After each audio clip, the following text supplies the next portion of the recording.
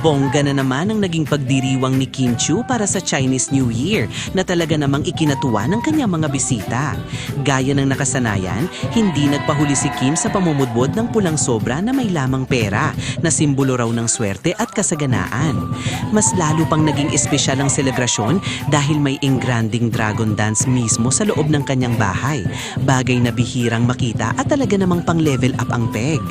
Present sa masayang salo-salo ang ilan sa malalapit na kaibigan ni Kim tulad ni Bella Padilla, Vong Navarro at Darren Espanto na kapwa nagbahagi rin ng ilang moments mula sa selebrasyon sa kanilang social media.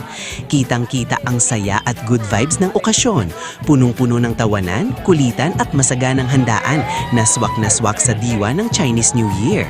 Samantala, hindi naman nakaligtas sa mata ng mga fans ang tanong kung naroon din ba ang rumored boyfriend ni Kim na si Paulo Avellino.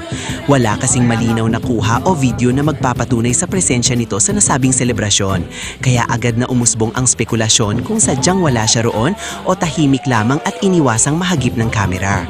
Gayunpaman, para sa mga tagahanga, sapat na ang makitang masaya at fulfilled si Kim sa pagsalubong ng bagong taon.